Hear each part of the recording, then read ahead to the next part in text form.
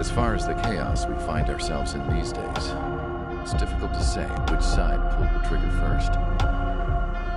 Erusia deployed an automatic intercept system with drones.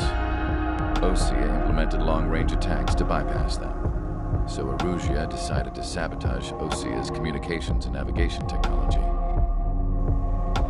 Erusia couldn't launch a satellite themselves, but they were still able to hack the software of the Osean transmission and navigation systems.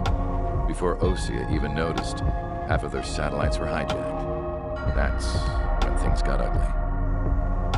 In an attempt to knock out each other's capabilities, both forces launched fighters loaded with anti-satellite missiles at the same time.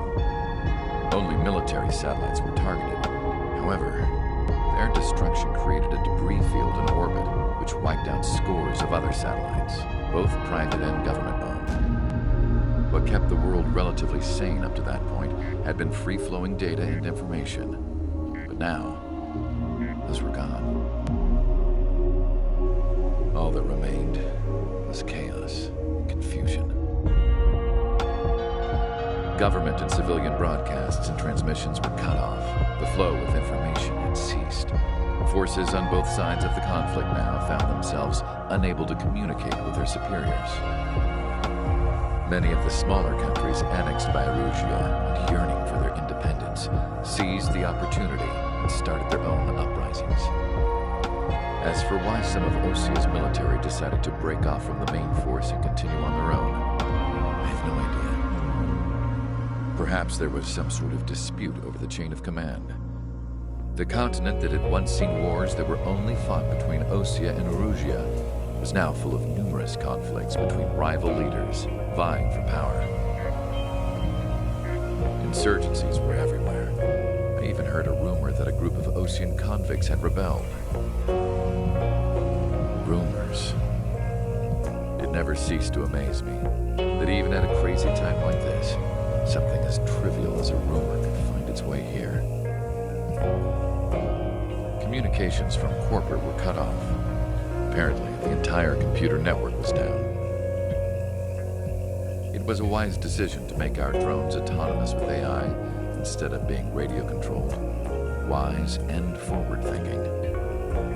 Even with their GPS offline, they can still use their sensors to navigate as long as they're working properly. I'm sure the drones are still working perfectly, following their mission orders to the letter. I wish I could upload Mihai's new data to them.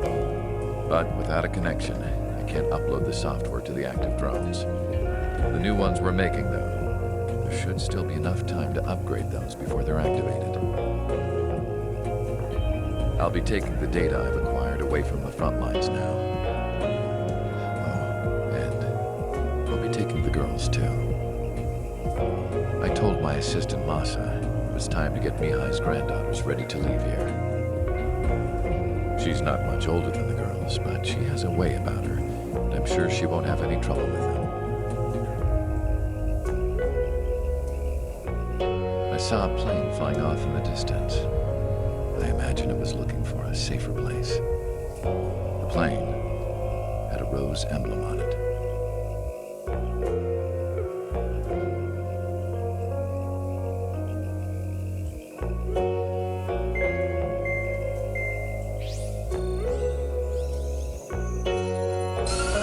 Erusia's communication networks have been down since their satellites were destroyed.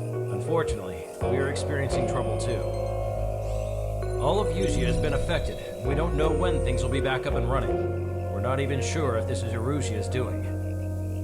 Still, we will follow the strategy that was originally planned and move on to the next operation after liberating Farbanti. Let's get to it.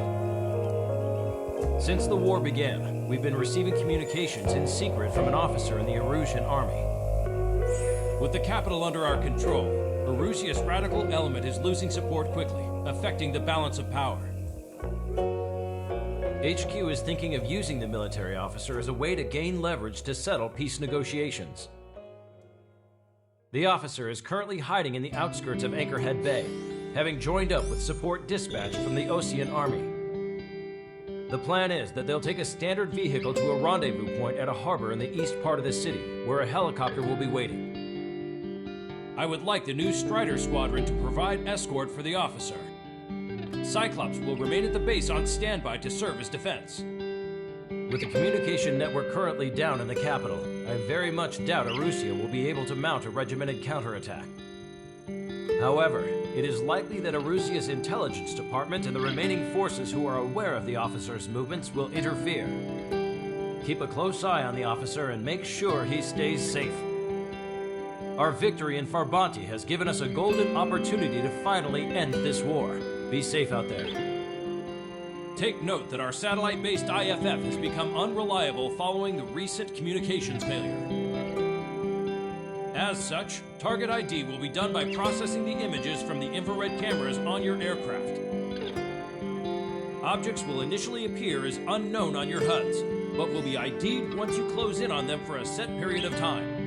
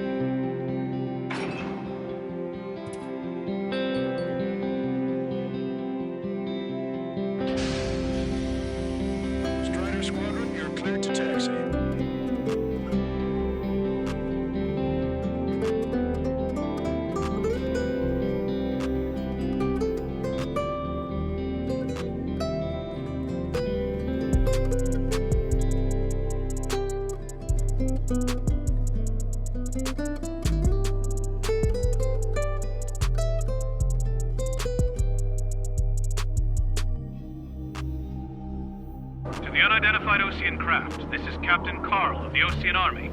Are you here for the escort? You're not the squadron I was expecting. Are you really friendlies? Over. This is Longcaster.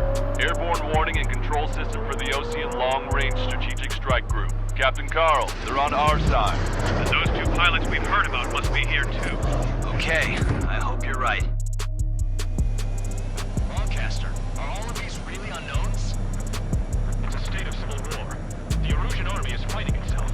There's no guarantee the Oseans won't shoot us in this confusion. Please process the unknowns cams to identify friend or foe. The process will be faster if you know something is our image. Meanwhile, just run if they shoot us, right? Affirmative. Identify your target before you fire.